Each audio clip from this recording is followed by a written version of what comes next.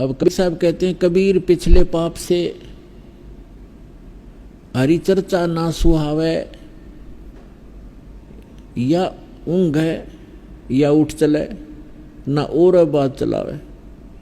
जैसे हमने देखा कई बार किसी भगत को हम साथ ले जाते गुरु जी के सत्संग में, ऐसे कह सुन के प्यारते हैं, कोई जान पहचान का शर्म शर्म से आ जाता, तो थोड़ी देर तो बैठता सत्संग सुनता, फिर या तो लटके लेने लग जाता नू, फिर उसका हम छेड़ते, सोआ मत नू का चल चलेंगे चल, मतलब कुछ काम याद आ गया, ये वो ना तो आप सुने हमने ना हमने सुन दे, क्यों उसके पाप ना टिकन दे। कबीर साहब कहते हैं, कबीर पिछले पाप से हरिचर्चा ना सुहावे, और कह ऊँगे और कह उठ चले, ना उरे बात चलावे। सत्संग हो रहा होता है, वो पहली बार जो हम लेकर के 1-2 बार ऐसा चांस हुआ, तो उसको सत्संग चल रहा है और बीच में कुछ और बात याद दिला देगा, वो काम था ना एक अपने वहाँ जाना था, उसको हम कहते डट जा, थोड़ी देर सत्संग सुनने फिर बातें करेंगे। फिर उनका मैं चलूँ तो आ जाइए, अब जा भाई, हम तो नहीं उठ सकते क्योंकि हम तो जिस उद्देश्य से आए वो काम करेंगे करेंगे। तो हमें पता था भगवान के उस थर्मामीटर से पता लग गया था कि इसके बुखार है अभी। तो कबीर साहब कहते हैं, कबीर पिछले पाप से हरिचर्चा ना सुहावे, और कह ऊँगे कह उठ चले, ना और बात चलावे।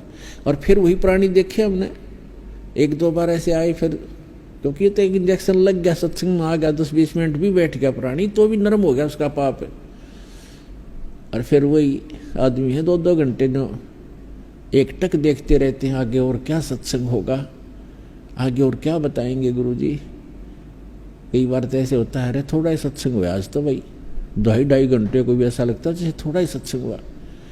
तो पाप आपके कट गए और रुचि भगवान में बढ़ गई। तो जैसे बीमार व्यक्ति पहले 1 रोटी मुश्किल से खा पाता है, औषधि सेवन करने लगता है, और फिर देखे जब बुखार उतर जाता है तो सूखी रोटी होगी नो के ले फटाफट, सब्जी की आवश्यकता नहीं, सूखी खा जाएगा। और जब पहले वो सारे स्वस्थ भोजन बना रखा होता है 36 प्रकार की व्यंजन का, वो भी नहीं अच्छा लगता था। तो पुण्यात्मा सत्संग में आने से, ये तत्व ज्ञान सुनने से हमारे युगों युगों के पाप नाश होते हैं। जब तक हम सत्संग में नहीं आएंगे तो वो स्थान ही नहीं जहाँ पर हम पाप नाश कर सकें। जैसे आप संसार में जाते हैं, किसी भी कार्य में जाते हैं, तो वहाँ पर आपको सारी रोजी रोटी रोजगार व्यवसाय के व्यक्ति मिलेंगे, उनकी एक जैसी चर्चा, एक जैसे विचार, एक जैसा भाव, एक जैसी क्रियाएं होंगी। तो वहाँ तो आपके पाप बढ़े ही बढ़ेंगे। अब ठीक है, काम भी करने पड़ेंगे, फील्ड में भी जाना है, और सब कुछ हमने करना भी पड़ेगा, लेकिन उसके लिए तरीका बताया है। जैसे आप प्रतिदिन कपड़ा पहनते हो